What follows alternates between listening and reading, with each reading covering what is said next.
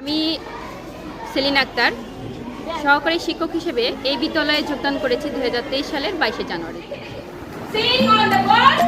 আমার দেশের মাটি তোমার পরে ঢাকাই মাথা, ও আমার দেশের মাটি তোমার পরে ঢাকাই মাথা।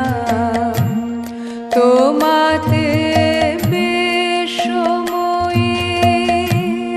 তোমাতে বেশময়ের আঁচল পাতা, ও আমার দেশের মাটি তোমার পরে ঢাকাই মাথা।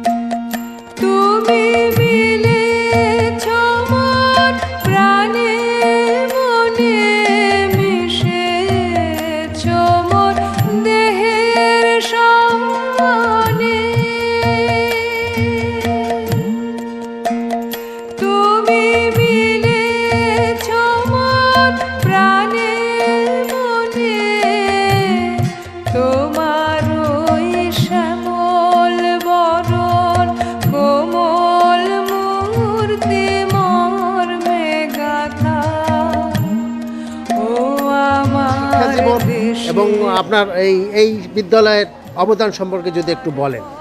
থ্যাংক ইউ, আপনাকে অনেক ধন্যবাদ।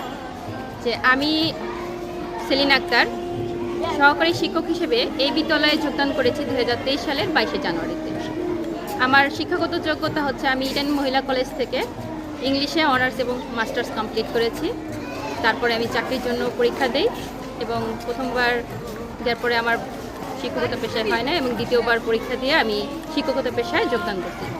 শিক্ষকতা পেশায় আমি যোগদান করে দেখলাম যে বাচ্চাদের সাথে আসলে যে শিক্ষকতা যে করার এবং তাদের যে শ্রেণী পাঠদানে যে আনন্দ, এই আনন্দটা আসলে বড় শ্রেণীতে পাঠদান করে এই আনন্দটা পাওয়া যায় না। আমি অনেক ভালো আছি এবং বাচ্চাদের সাথে মিশে আমার প্রতিদিন অনেক ভালো কাটে। এই তাদের যে কচি মুখের হাসি, এটা আমার প্রাণ জুড়িয়ে যায়। আর হচ্ছে আমার গ্রামের বাড়ি পূর্ব সদরদি, ফরিদপুর জেলার ভাঙ্গা থানায়। আমি অনেক খুশি, মহান সৃষ্টিকর্তা আমাকে এই পেশায় নিয়োজিত করেছে। তো এই মহান সৃষ্টিকর্তার কাছে আমি শুকরিয়া জানাই। আর আপনাদের সবাই, আমাদের বিদ্যালয়ের যে সহকর্মীরা আছে এবং প্রধান শিক্ষক আছে, সবাই অনেক আন্তরিক এবং এই সহকর্মী এবং প্রধান শিক্ষক সাথে আন্তরিকতা না থাকলে একটা শ্রেণী পাঠদান করে মানে মনের ভিতরে যে একটা থাকে, অসন্তুষ্টি থাকে, সেটা শ্রেণী পাঠদানে করা যায় না আসলে। তো আমাদের বিদ্যালয়ে যে সহকর্মীদের সাথে এবং প্রধান শিক্ষকের সাথে যে আন্তরিকতা, এটার জন্য আমি সবাইকেই ধন্যবাদ জানাই, যে আমাদের সহকর্মীবৃন্দ যারা আছে এবং আমাদের প্রধান শিক্ষক। এবং আমাদের বিদ্যালয়ের অনেক বড় একটা খেলার মাঠ আছে, যে বাচ্চারা খেলতে পারে।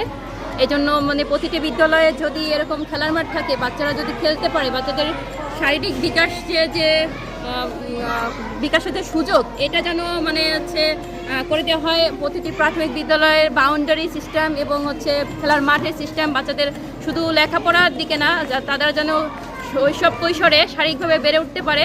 তো আমি যারা কর্তৃপক্ষ আছে তাদেরকে বলবো যে ওপরের মহোদয়কে যেন এই বিষয়টির দিকে তারা সুদৃষ্টি জ্ঞাপন করে। আপনাকে অনেক ধন্যবাদ যে আমাদের সাক্ষাৎকার নেওয়ার জন্য। অনেক ধন্যবাদ।